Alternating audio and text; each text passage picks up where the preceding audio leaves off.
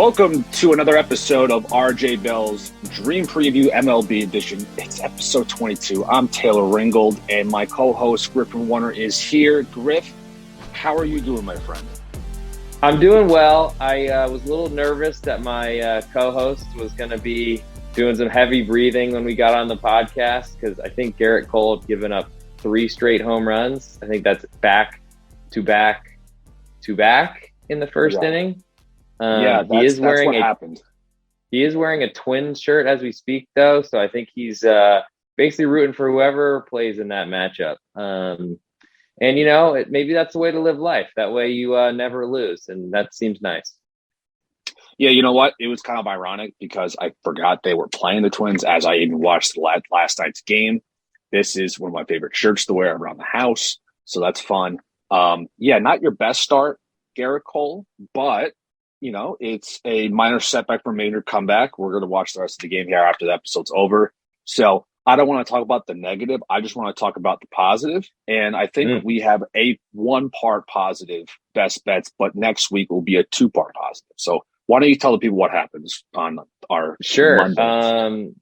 Taylor Ringold, who might just be a troll living under a bridge. I'm not sure. Might be the Staten Island, Long Island, one of those bridges. I'm not sure. He backed Ross Stripling in his 5 innings, 2 strikeout performance. Really exactly what you want if you are backing a major league pitcher in the year of our Lord 2022. But nice win for the Jays on the road against one of the most feeble offenses in MLB history. Unfortunately for my side, Hunter Green was really good, I got to say. Made the Diamondbacks look like the AAA team they looked like at the beginning of the season. Mad Bum was angry from the start, yelling at the umpire, and that's sometimes competitive Mad Bum is what you want, but not in that case. And then I love when my losses are rain shortened and they just decide not to go back out there. So those are, just a calamity of errors. But I still have a 1.5 game lead on my co-host for best bets. And I'm looking to, I'm rooting for 2-0s for us, but it wouldn't hurt if the 1-1 goes in my favor this time. You know what? When I was watching that game, you know what? We talk about Mad Bum a few times on this episode, on this podcast. You're a Mad Bum guy. So am I. But you know, when Votto gets that kind of record, you know, the extra base hits record, whatever it was a special ball. Brother, you can't get mad about taking the ball. I know you the same ball you're using, you're grooving with it. It's a little different when something like that happens. Like what happens if you record your 3,000 K, which won't happen. Where you like throw the ball away? You're going to keep the same ball? No, you're going to put it in a case. And I don't know. That just bothered me. And I just knew from there, like, but Bumgarner's, you know, corny ass is going to lose in the game after that. Whoa. You just said you're a fan of him. I think you might be a bigger fan than me.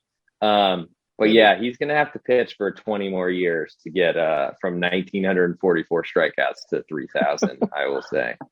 Well, it's quite a lot. But hey, look, man, I am personally myself, I'm doing pretty well with this. I've won 5 out of my last 6, but as a squad, I think we're doing pretty well, and I'm going to be very positive and going into this episode's best bet picks, which you'll be hearing at the end of the show. But couldn't happen to a better guy. You know what, ladies and gentlemen, before the show started, he was throwing out all the compliments, and when someone does that to you, you feel like, damn, I should be throwing some shit out there because I feel like an ass right now. But you know what? Griff, I'm gonna give you a present, but not only give you a present, I'm gonna give the people a gift. Oh, I like gifts. You like gifts? I think our listeners I like our gifts as well, because I'm about to give you 2 gifts right now, and then there'll be an extra gift that Griff will give you guys at the end of the show before our Christmas in June, baby. Christmas in June, Hanukkah in June, whatever you like. I'm giving you presents also. right now. Yes. I'm Jewish, so I'm going to say don't forget that. Don't forget that. But let's start off with one of the 2. It's a free 25 here. So if you haven't signed up for pregame yet, I don't know what you're doing, because we've had this podcast for so long now. We're giving you the best information. Go sign up on pregame. And if you haven't, it takes what? How long does it usually take to do this? Not long. Pregame.com. Sign up. Yeah, get free $25. That's how it works, right? that's how it works. You sign up, takes about 90 seconds less, and you can take advantage of being a site member by making and tracking your own picks. Sounds pretty good if you're asking me. You can post your own picks. Oh, Griff, are And you you get raising your hand? 20 you get $25 too to spend. Did I just jump the promo? Sorry, keep going. Well, I mentioned it, but you know what? You're reiterating, so that's actually good. It's $25 in your pocket for free when you sign up. It takes zero time at all. You can post your own picks and analysis in our pregame.com and the pregame.com forums. Draw a following and become a valued member. Sign up today, receive a $25 site credit to purchase premium picks from one of our very own pregame professional handicappers. And guess who's one of those guys? It's Griffin Warner. He's raising his hand. He's raising the roof. You can work with this kid and you can get really solid picks. Go to pregame.com, sign up now, and get a free 25 today. But I'm not done then. I'm going to give you something else. And for those of you that are site members and looking to save some cash, because guess what? Gas prices are high. We want to use this cash for something else. You know what? Simply enter Home Run 20 in the coupon code area and save 20% on any site purchases. Let me say that again. Simply enter Home Run 20 in the coupon code area, save 20% on any site purchases. Home Run 20 is not just for baseball. It can be used for any sport and any package at pregame.com. Again, the coupon code is to save 20%. You type in Home Run 20, it's all yours. How is that, Griff? I mean, am I a pro at reading these promos or what? I would say a semi-pro, but you are just such a gift giver that everyone should really appreciate you. And hopefully we give a 2-0 best bets, which come later in the show, as our other gifts. We just want to be giving out as many gifts as all we want to do. All we want to do is just give gifts. And with that being said, we have a part in our show. We do it every single Thursday recording for every Friday episode is our series spotlight. Griff, give the people a series that you are looking forward to this weekend. I'm looking forward to the Minnesota Twins and the Tampa Bay Rays. I think that is a series that I'm going to watch a lot of because I feel like at this point in the season, I'm looking for teams that are a little bit under the radar. I think the Twins, despite leading the Central, aren't really in that category, though maybe if Byron Buxton hits a home run every at bat tonight, then he might become a little bit more important. But I think they're still the Twins aren't really getting priced like the leader in the division that I think they are, though technically they've been playing the worst teams in the world, so maybe they're not that great. But I do like seeing their bats heating up as the weather gets warmer. The ball's going to fly further, and that's better for their home run heavy lineup. They've been dealing with some injuries, but ultimately, and they take on a really good and they host a really good Tampa Bay team who are kind of fighting through some bullpen issues, but played really well this week and control a series of the Cardinals at home in the Trop. In terms of probable pitchers, it's looking like Smeltzer, Joe Ryan off the IL. I'm not sure he's going to make that start, but that's what we have for probables right now. Sands as well in the Sunday nightcap or I guess getaway day. Then on the Rays side, we have Rasmussen, who's been really good. Shane Baz coming off the IL. Not sure how long he's going to go. And then one of the bigger surprises, Springs, who was closing games last year for the Rays. Now he goes 6 innings and gets a quality start every time he's out there. I think it's going to be a big series. We'll see really. I mean, I'm still a believer. I basically am a perma bull, if you use stock market terms, for the Tampa Bay Rays. And I feel like they do it without a great lineup, without a great roster. They do it without much money. And then we'll see. It's a good measuring stick for where the Twins are because they can't just beat up on the AL Central forever. Yeah, this is a huge series for both of these teams where we're standing now in first week in June. I mean, the Astros are 9.5 games up on the Angels and the Texas Rangers. But imagine if the Astros sweep and hypothetically the Angels lose, 2 out of 3 in the series against the Mets. I mean, dude, this this is going to be almost like you close the book on the AL West kind of early. They're 9.5 games up on a team that was winning the division like 3 weeks ago. I don't know. I think it's a great series, great pick. I really like it. The Twins are 4 games up. Could be, the Guardians are coming back. The White Sox are slowly trying to come back, 5.5 out. I don't know if you saw Tony La Russa's decision today to intentionally walk Trey Turner on a 2-strike count, and then the very next pitch to Max Muncy, it's a 3-run homer. Just a wild turn of events. I did not see that. I saw that the Dodgers were up 4-0, and then all of a sudden, the White Sox were up 4-0, and then it was 5-4 because I'm a Dylan Cease owner. I think none of those runs were earned. But I'm guessing that wasn't Cease that intentionally walked him. It was someone out of the bullpen. At least I hope so. Yes, it was out of the bullpen. Cease. I have Cease in my fantasy team too. I'm sorry. These managers are absolute clowns. Really happy that Joe Madden is riding his bike somewhere unemployed. Happy about that. Joe Girardi, I'm not going to miss him. Tony La Russa shouldn't have ever been hired for this job. And he's probably going to splash it in my face with an epic run to the World Series. But I love being against him because I feel like he belongs in the 1970s. Yeah, I have a soft spot for Girardi, being that he's the last manager to win a World Series for the Yankees. But it was almost the writing was on the wall. Was that in our lifetime? Yeah. 2009. I was in 9th grade. Come on now, bro. Okay, I wasn't sure. I couldn't remember the last time the Yankees had won really anything. But got it. You're not alone. You're not alone on that. But with my series spotlight, that was a great one by you, Griff. I'm going to go with the rivalry. Is I would say the best series on the card, probably matching up with yours. The Dodgers and the Giants are battling it out of the NL West.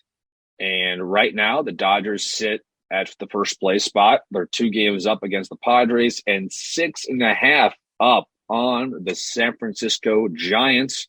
Game 1, we have Griff's boy, Walker Buehler, the Cy Young candidate right there. And not having a good year.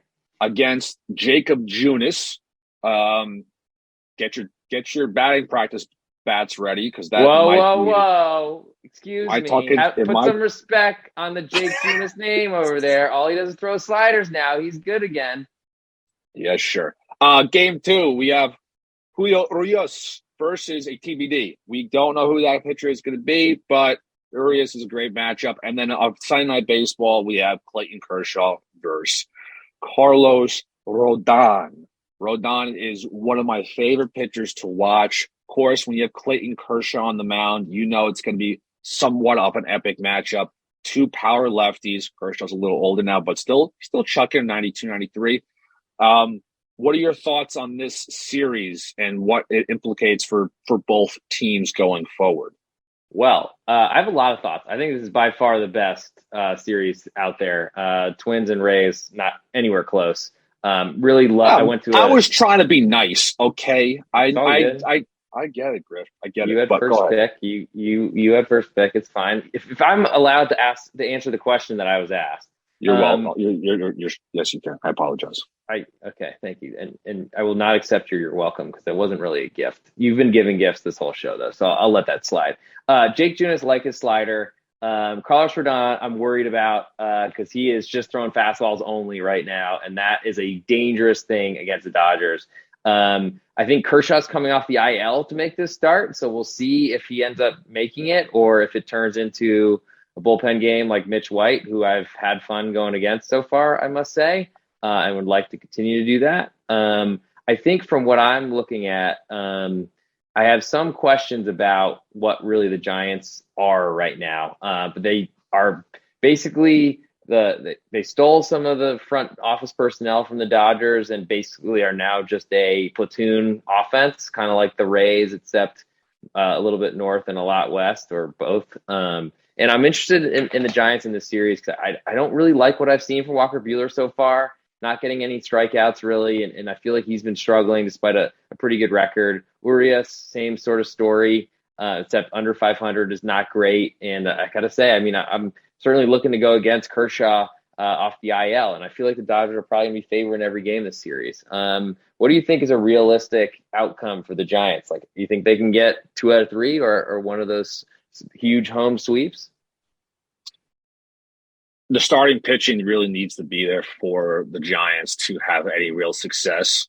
And when you have players in that lineup like Trey Turner, who is just coming off of a unbelievable hitting streak earlier in this week, they just got Max Muncy back from, I think it was maybe a rehab start, and he's big home run today. Bellinger seems like he's maybe some sort of life back, and definitely a better year than last year so far. I mean, it's not really a great comparison, but really the starting rotation needs to have a great start in these games to have a chance, because we all know the Dodgers bullpen is stacked, the rotation is stacked, the lineup stacked, and with what the Giants were last year, it was so refreshing to watch their type of baseball, which was timely hitting, situational timely hitting. You had clutch performances in the pen. You had all this type of stuff that was all molding into like old school baseball. You need to bring that back for 2022 if you want to have a real chance competing against the Dodgers. Yeah, I'm not a believer in the Dodgers bullpen right now. I think it's really a lot worse than it has been in the past. I was given a ton of credit so far this year. Kimbrel is an automatic out, then was on paternity leave, and Daniel Hudson came in and walked the world today. He's been good so far this year, but I think that there is an opportunity. Like Camilo Doval is a little bit scary in the back of the end of the Giants pen, but is a really good slider. I think that I'm going to be looking hard at the Giants in this series. I'll put it that way. Look, it'd be nice. I want this to be a 3-team race. That's my goal. I think I think a lot of people's goals. We don't want to see the Dodgers run away with it, which they might, but I would love to see either the Padres or the Giants or all 3 teams freaking battle it out till the end. Be nice. It would be nice. And without further ado, I think it's time, now that we've covered all of that, to get into our single game. This is the Friday card. We're going to go through each matchup that's out there, try to discuss every game, whether it's line or not, but obviously we can go a lot deeper if there is one. Best bets will come end of show, and I'll start with Arizona visiting Philadelphia. It feels like Arizona's been on the East Coast or in the Eastern time zone forever. But we got Zach Gallen at Kyle Gibson. Currently Gibson a -120 favorite. Over under is 8. And it's hard to argue what the Phillies been doing ever since they canned Joe Girardi. I don't think he was the reason the bullpen was so bad. I think that's more a Dave Dombrowski general manager thing. But can't argue with an undefeated record, I think, since he was let go or relieved of his duties. And also going to Milwaukee was pretty tough to win as many games as they did there. So that's very interesting to me. I think Zach Gallen is a better pitcher at the extremes when he's at his best than Kyle Gibson, though Gibson's been pretty consistent for a few years, despite never really being able to strike out a ton of guys. I think I lean toward the Arizona Diamondbacks here, but I feel like the price is a little too low for me, only getting +110. What do you think about this one? You know what? Watching the Phillies, how they've reacted towards the firing of Joe Girardi, usually teams sometimes they have a hard time transitioning from a firing mid-season manager situation, but the good teams use this as like a battle cry almost to uplift them. And we're kind of seeing that. We're seeing it a little bit. Harper is absolutely destroying the cover off the ball. Zach Gallen is having I would say, very, very good season right now. And I kind of just want to go with the Phillies. I want to see what they're made of.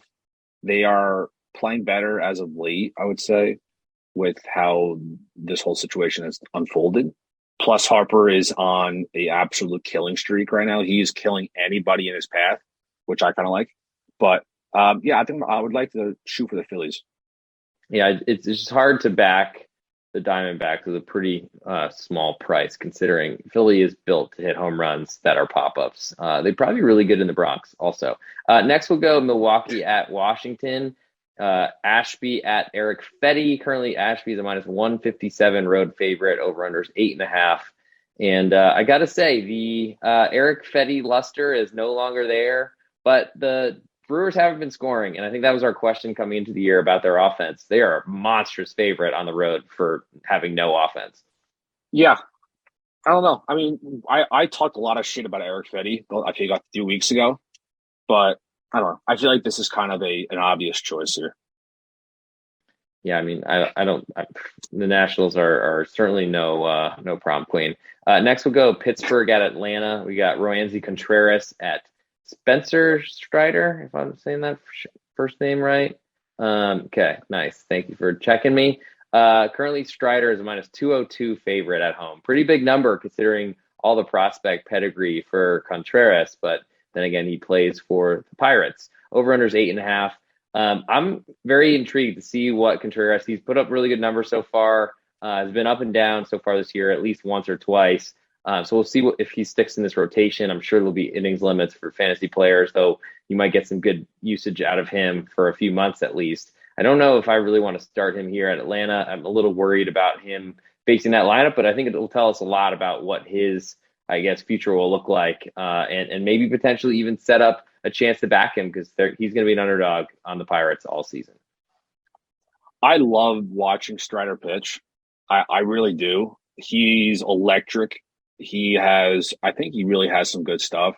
I like how the Braves are giving him a chance as a starter this year. Now, correct me if I'm wrong. You might know this. Did he pitch at all last year? At all? Strider? Yeah. I don't think he was in the bigs, but he basically came up this year, struck out everybody, and then they were not letting him start until finally, I guess, due to injury or whatever, he started last time. He's probably not going 6 innings by any means, but I think in this day and age, might be enough. No. Yeah, I'm gonna probably go with the Braves here and the Strider. I'm trying to pull up these lines here. My site is just not working, so I'm gonna just go off of what you're saying. I got it, and I will send it to you. And in the meantime, I will cascade on to the next one, if we will. I'm going to. Looks like a trip to St. Louis, to Busch Stadium, which I've walked by but never been inside. Luis Castillo at Palante. I don't know his first name, but seeing the Reds as a pretty small underdog on the road with a starting pitcher who really hasn't delivered too much so far this season. I guess I lean to the Cardinals by default at minus 129, slight home favorite. And I feel like there's some value in that, I guess, but I don't know a ton about Palante at this point. So you got any interest in Luis Castillo? Because I feel like he's just not really done anything since he come up after starting the year late. God, are we really gonna back a guy that we don't know anything about with the Cardinals? I know the Cardinals are good. I don't know anything about this starting pitcher, and also we're talking about the Cincinnati Reds here. They're not great. We talked about it countless times. Here's a general question for you, Griff. And this is something it's good to talk about when we have shows like this. If you are looking at a situation like this where it's a crappy team like the Reds and then you have a good team like the Cardinals, but the starting pitcher on the Cardinals you know nothing about, do you still have confidence in him? But knowing who the opponent is? I think a lot of my strategy right now for baseball is really backing better teams and kind of looking past the starting pitching disadvantage, because part of where I look at teams are seeing what their lineup looks like, seeing if they're trying to win, and then trying to ultimately decide who's available in their bullpen, because that's going to really decide most games. Because it's happened to me a lot this year where I'll pick the better starter, and it's not new to this year, but they'll have a lead and the bullpen comes in and blows it because they don't have their normal closer available or something like that. And so that's just always something that's important to me, and it's something I've learned throughout the years. With unknown starters, I'm worried because that usually means there's some big blow up potential. Because if you're not really trustworthy to be able to hang around in a game, basically, because I back a lot of underdogs or slight favorites at home, and my goal is to try to stay in the game as long as possible so that my bullpen will eventually win late. I'm worried because in those situations where if you get a rookie or someone especially someone in a debut, they come in to get bombed, then you can't really come back from 7-0 deficits, because then position players are pitching and that just never goes well. And when I look at Palante, he's got a nice 1.23 ERA, but a higher whip of 1.47, which that screams aggression. So I would say it's a smaller favorite than I would expect, but he might not be very good, and maybe that's why that's the case. Yeah, that's where I'm thinking, where the guy like him, you just don't know what he can do. You don't know how he's going to handle the pressure, runner on second and third with one out. You don't know how he's going to handle that. I saw clearly day when the Yankees scored 10 earned runs off of Rodriguez against the Tigers. You just saw it implode. There's a young kid on the mound, high stakes. You're pitching the Bronx. It's just not going to work out, and it's about how you handle the pressure. But that's just inside baseball information. But I mean, speaking of that, he had pretty good stuff, and I like Elvin Rodriguez, but he's got to figure out to not look straight at third base every time he throws a fastball, because I did see a clip about how he's tipping pitches, which you really can't survive. Yeah, no. Shout out John Boy. Basically, Sunday Night Baseball now is they try to get the kids in by just putting up the John Boy Twitter feed for 5 minutes and letting Carl Ravish laugh. Next on the list, we'll go to the Rockies at the Padres. Chad, not so cool at Joe Musgrove. Musgrove, a massive minus 255 favorite. I say massive because that Padres lineup is it's got some holes in it. I'll put it that way. Kind of like the holes that this Twins lineup is finding right now. Oh my geez. But over under 7, so that's saying there's not going to be a lot of runs scored. I just don't believe in Chad Kuhl keeping us up. I guess he had a pretty good start to the year. Maybe he's coming back down to earth a little bit. And I think the no pisser Joe Musgrove. I feel like it's hard for me to want to go against him because he's had a great start to the year. He's had a great start to the year. He's 6-0. He's going to make the all-star team for the National League. Yeah, definitely not going to go cool here. Minus 255 is kind of tough to not take, and it's also against Musgrove. You know, he is just dominant all season long. So it's definitely something that's not going to hesitate with. Yeah. Next, we'll go just quickly Buehler at Junis. Two guys that aren't going to strike out many, and I would expect the Dodgers to be favored on the road in every game of this series. So that makes me interested in the Giants. I do feel like the bullpens are closer than a lot of people think. The lineups aren't the same, that's for sure, and that's why the Dodgers are favored always. But I got to say, my Cy Young pick, Walker Buehler, he's been surviving so far, but not really looking like the guy that I was expecting him to be. You feeling better about my guy, Buehler? I'm just going to look up his I want to see what his ERA is. 3.84, 1.31 whip, which is not very good, I don't think. Yeah, his ERA has just been climbing ever since May 13th. Yeah, he's definitely struggled this last 5 or 6 starts. He is going to 6 innings. He is reaching that threshold.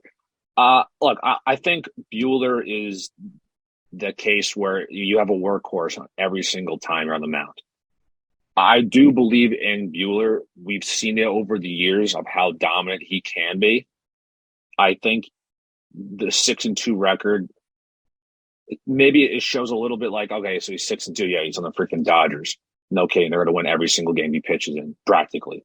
The ERA is definitely troubling, but I think this is a nice matchup to start out with to kind of bounce back and get that ERA maybe in the 3.5s or the 3.4s.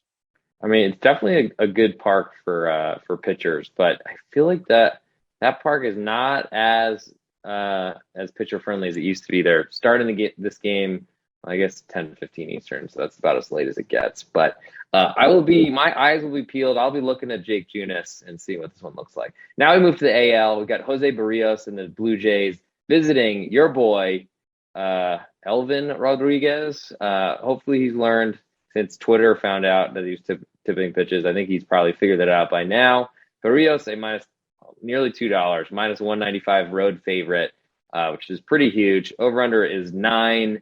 I don't know if the Tigers will score 9 runs this series. Their offense is absolutely atrocious.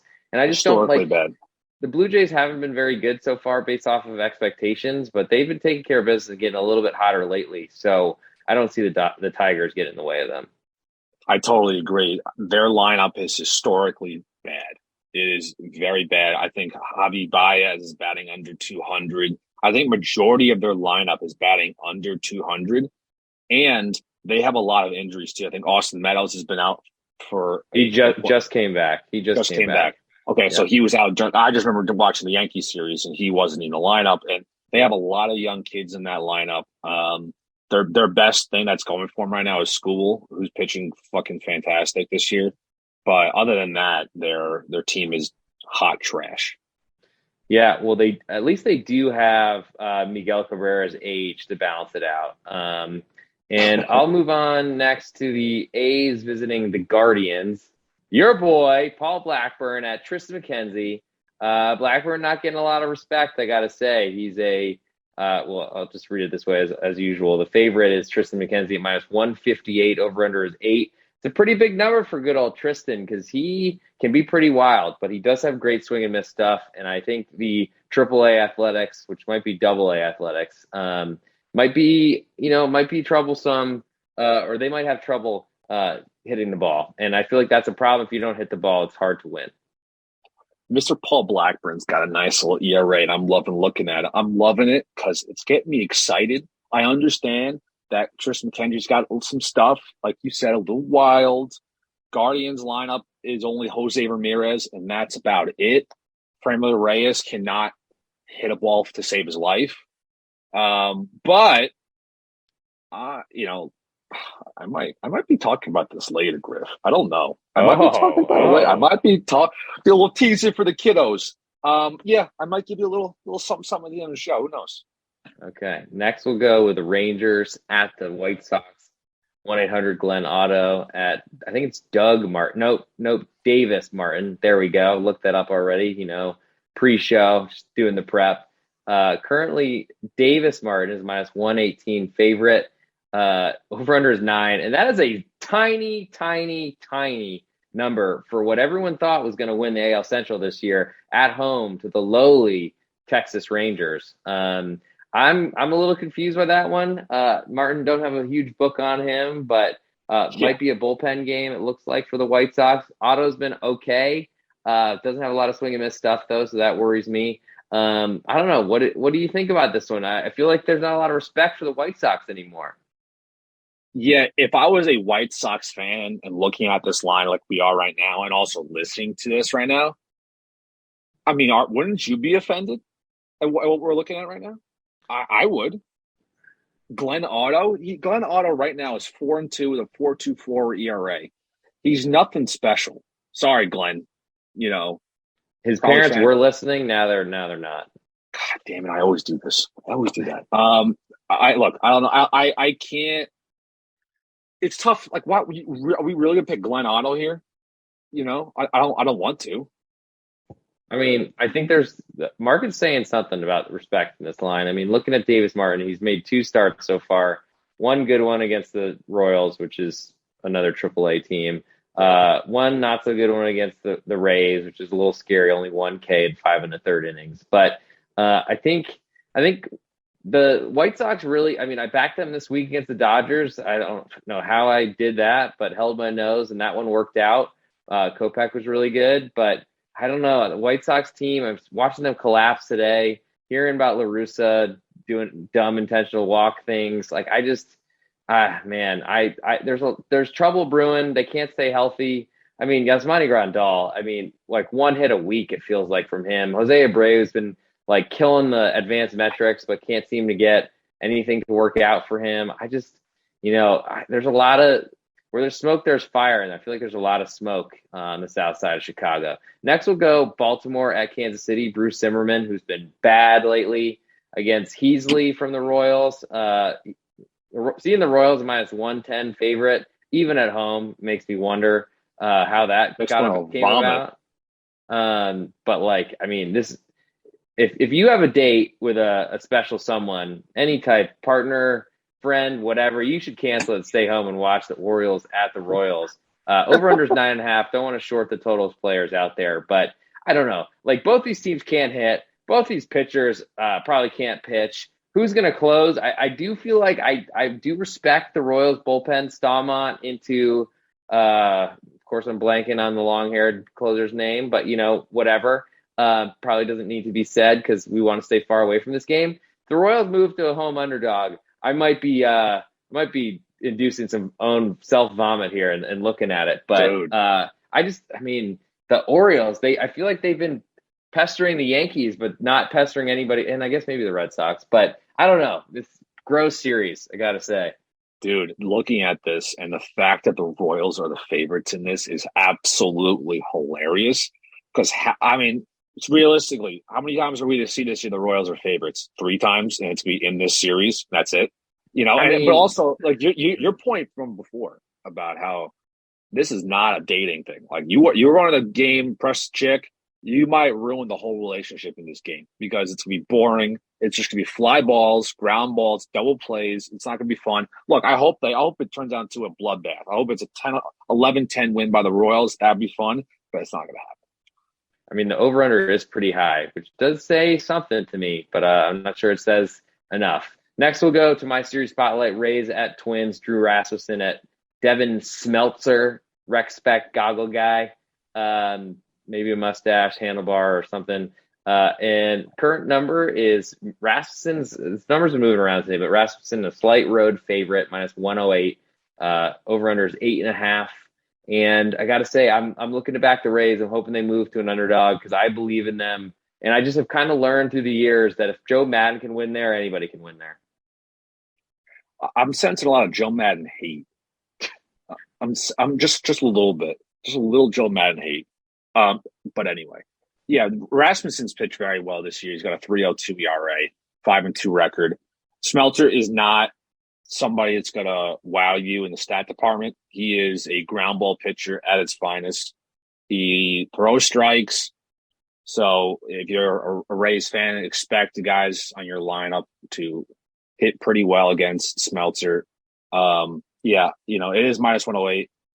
The Twins have been playing pretty well. Yes, we get it. But I like Rasmussen in this matchup. Same. Okay, next we have, looks like no starter for the Mariners who are hosting the Boston Red Sox. Rich Hill towing the bump for the Red Sox. If anybody has any clue what he's going to do, good luck because he's impossible to predict, either really good or really bad, which makes me want to fade him as much as I can. Mariners with a good series. They've turned the season around a little bit, at least from that awful start. They're now at least over 500 at home, went 6-4 of their last 10. So turn around a little bit. We need them to do a lot more of it. It looks like it might be Marco Gonzalez, and that might be something I'm looking at to just be against Rich Hill. Then we'll move. We have some decent interleagues. As I know, the series that you're interested in is Wade Miley and the Cubs visiting Luis Severino. Currently, Severino minus 230 favorite. 8.5 is the over/under. And I got to say, Severino, he's been awesome. Can't really poke anything at him. He's been great. Yeah, he really has been great. And I mentioned to you before our show here that I got like almost way too excited. I don't know why, but I'm just excited about this series. The Cubs coming into town. The last time the Yankees and Cubs played each other was in 2017, and the Yankees swept that series in Wrigley. I remember Brett Gardner hit this massive home run in, I think, the 13th inning of the first game. I'm looking at the box score right now, so that's why I'm an absolute Brett loser. Gardner. That was actually 2014. That 2014 game, I'm looking at 13th inning. But big power hitter. Huge power. I actually went to a Yankee Cub game years ago in New York. I think that was 2005. I'm looking at 2003. I'm trying to figure out which one makes sense. Anyway, I like this series. Interleague play is always fun. Next year it'll be a normal thing. I do like the Yankees, of course, here. I mean, next year it's a normal thing. Everyone has DHs now. I think it's pretty normal now. I'm pretty disinterested. I feel like the Cubs are terrible. And the Yankees, I mean, credit the Yankees. They've had an awesome start to the season. A friend of mine's talking about backing the Red Sox to come back and take the division at really, really long odds. I feel like the Yankees are too far ahead at this point, and the Red Sox don't have anybody in the bullpen and clearly have gone cheap and aren't willing to spend money. So I don't think that's going to be worth it. But next we'll move.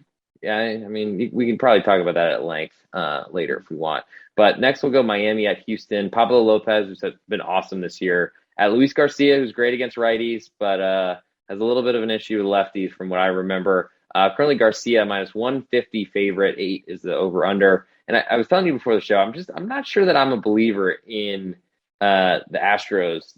I feel like they are. They played pretty well to start the year. I'm not sure that they're that good of a team. I feel like there are holes in the bullpen that they need to fill. Luis Garcia, I feel like is decent, but has trouble completing like 6 innings without getting out of there and hanging something. So the Marlins, I don't love. I feel like their lineup is not great, but I feel like Pablo's been really good. and I'm starting to become a believer, which is probably a dangerous thing to say, but I feel like they can hang. I'm a believer in Pablo Lopez. Him and Sandy Alcantara will be in the All-Star game this year. They should be. Pablo Lopez, in his last start against the Giants, he left 4 runs in 7 innings with 6 Ks. Overall this season, he's been extremely dominant. He's played really good teams like the Milwaukee Brewers. He struck out 11. Padres won 8 innings with shutout ball. Shutout ball there. I'd like Pablo Lopez here. I'm going to continue on the train. I think it's a good thing to hop on the train here. Yeah, I always think about his starts in Atlanta when he faces a real lineup and just can only throw fastball and change up and really can't get out of it. I mean, he's been striking out the world so far, so maybe he's added some more depth or added some more options, or maybe he's just a better pitcher overall. I'm not sure about him, and that'll bring us to our last game, which has no starter right now for the Angels. Looks like Tyler McGill is coming off the IL finally. Looks like Michael Lorenzen might be going for the Halos, but also might be a bullpen game. I would imagine. I mean, it's funny to see the Angels keep being favored despite 14 straight losses and playing a decent Red Sox team that has been playing well. But I keep backing the Red Sox, so I guess, who am I to complain? But I got to say the manager switch from Madden to Phil Nevin hasn't really done too much yet because they haven't won a game, but. I just feel like the Angels strategy of having studs or pros and then Joes in the lineup next to each other hasn't worked for the last few years. And the long streaks, they go on for as long as they can, and then they end once. So I'm looking to back anybody playing the Angels right now. How would you feel if you lost 14 in a row at SUNY Purchase? Hey, first of all, great job on the reference there. I didn't think you remember. So there you go. Hey, he's listening, everybody. Chemistry, baby. Good listener. I have had my fair share of long losing streaks in my career. Not 14 straight. Okay. I've never had 14. Maybe I've had a little under double digits, maybe like 8 or 9. Maybe. I don't know. I'd look back. I'd be freaking pissed. And be an Angels fan. If I was an Angels fan, there is a lot of stress. They were at one point. They were with the Yankees as the best teams in the American League. And now they are in second place, 9.5 out with the Rangers. When you're put in the same conversation as the Rangers, it ain't good for you. I bet on the Angels the day of the firing of Joe Madden. I thought this was going to be a wake-up call like Girardi's was with the Phillies, and I was completely wrong. So, not going to back the Angels anymore until they have a win. I'm not going to touch the game. I'm just not going to, because the Angels will find some sort of spark in this series and get a W. And look, and also Tyler McGill's coming back. So look, this could be a legit bullpen game. How long is McGill going to go? Who knows? And Lorenzen is not going to go that long either. So it's going to be if Lorenzen's pitching in this game, which you said he was.